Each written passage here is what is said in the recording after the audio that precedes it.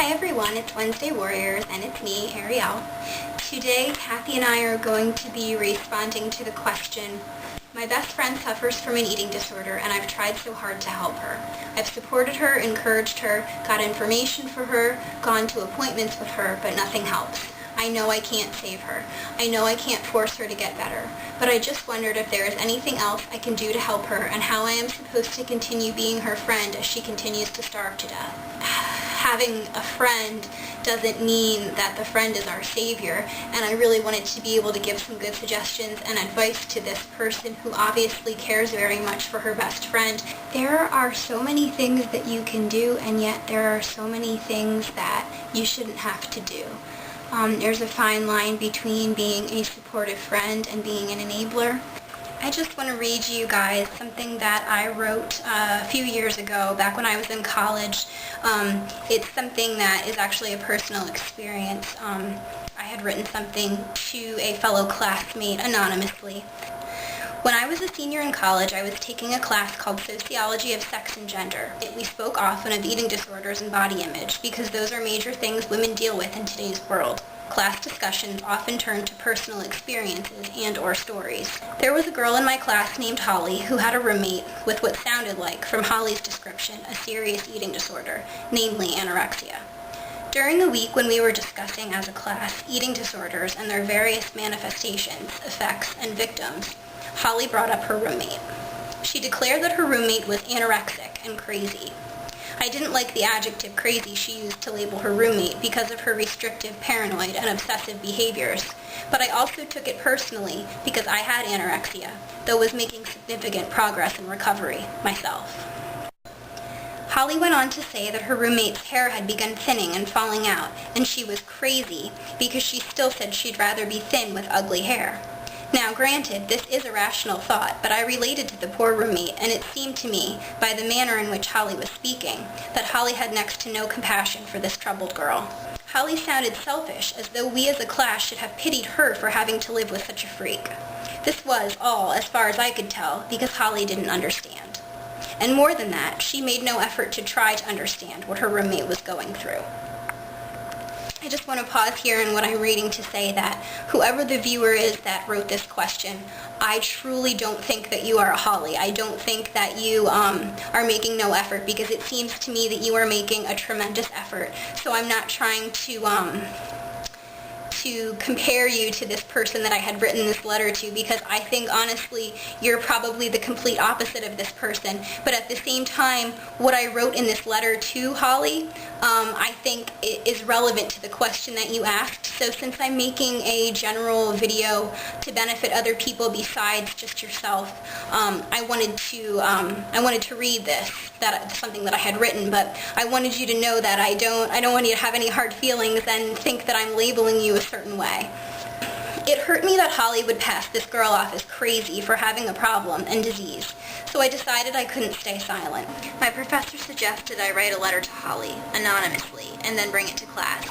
The professor would then call Holly over to her at the beginning of class and give it to her. It seemed a fine plan to me, so I went to my apartment that day and composed the letter I'm about to share here. A letter to the other side. Dear Holly, I am someone in your Sociology of Sex and Gender class, and after hearing you talk about your roommate, I wanted to write to you. I have struggled with an eating disorder for years now, and when I was a freshman here at college, I was confronted by the best friend I had made here, a girl who lived across the hall named Sarah. I was going through a really hard time in my life and was in the throes of anorexia. I was sick, tired, and preoccupied with food all the time. I could really relate to a lot of what you said about your roommate and her eating habits.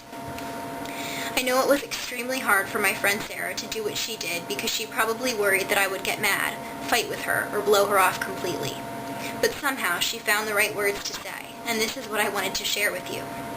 I know how hard it must be to watch someone you live with do self-destructive things to herself, and I know it is a very difficult subject to broach, but sometimes it is getting your thoughts across in the right manner that really makes all the difference. I realize your roommate may be completely resistant to getting help or even to listening to what you have to say, and for all I know, you have probably tried many things over time to help her. I I know what the person suffering wants to hear and wants to feel, generally speaking. And while your roommate may not be willing to fully listen to you yet, if you say the right things, she may think about them later, ponder them, and eventually get the help she needs. In any case, it's worth a try. When I was a freshman, Sarah knocked on my door one day while I was crying in bed, and when I let her in, she confronted me. I think the timing of when you talk to someone about this is key. If your roommate seems upset one day, maybe that is a good time to bring it up, instead of when you two are watching TV or something. Sarah wanted to know what was going on and what had been going on with me, but I was afraid to tell her. I thought she would think I was weird, and more than that, I was worried that she would think I was crazy because she wouldn't understand. The first thing that was important was that she didn't judge me at all. She spoke to me carefully and assured me that she didn't think less of me, didn't think I was a freak, and didn't think I was crazy, even though she didn't understand what I was going through. Even if you feel all these things, I think it is vital to actually express them, because these things can never be said enough when a situation is so delicate. Sarah sat there on my bed with me and listened while I cried and told her about my struggle. She just told me she was there to listen, and she let me say the things I wanted to. She didn't come there to give me a list of reasons why she was worried, or to give me a list of suggestions for what I should do. She just hugged me at the right moments and told me she would help me. I know that this kind of incident involves an exchange of some kind. Therefore, if your roommate isn't as open as I was willing to be, the situation would not pan out the exact same way. But I honestly think no matter how little or how much she wants to tell you about her problem, that you can never say, "I'm here for you," too much. Eventually, she will start to believe it and maybe realize you don't want to judge her. Instead of asking me why I did the things I did or felt the way I felt, Sarah simply asked me what was wrong. We talked for a long while, and she said something I always remind myself of when I'm feeling particularly lost. She said she'd never leave my side throughout college, and that she would help me in any way she could. It meant a lot to me to have someone say that.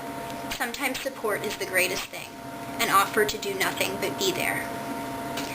Something I would advise you to avoid would be naming her problem. For instance, I have always recoiled from calling myself anorexic, because it labels me in a way I don't want to be labeled.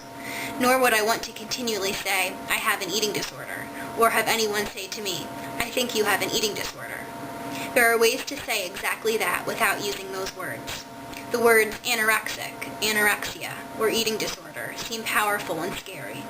So if you do want to try again with your roommate, talk to her, about what she needs, and about how she feels, not just about her problem.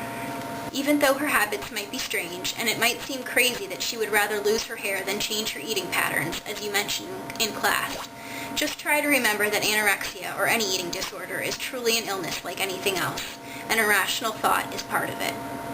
I know how it feels to think in that way, and sometimes compassion is the number one thing I want if I am feeling adamant in my desire to keep doing what I am doing. Not agreement that I am doing the right thing, but compassion for the way I feel and how difficult it is to feel in such a strange way. It is hard to know how to handle a problem like this.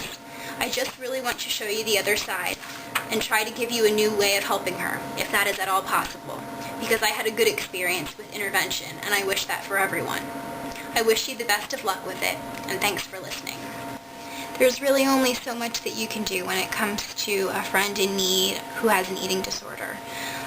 The person who's suffering has to want help, and if they don't, they're only going to get so far. But sometimes the way in which you can offer your support can actually change that person's perspective, or at least, as I said in my letter to Holly, make them think about what they're doing when they're not with you. Just remember that you come first. You always come first in your own life, so don't do anything that prevents you from living your life the way that you need to. But if you have room in your heart for friendship, and this person is truly your friend, then I would suggest acting as my best friend Sarah acted towards me, and I think good can come from it if the person is willing.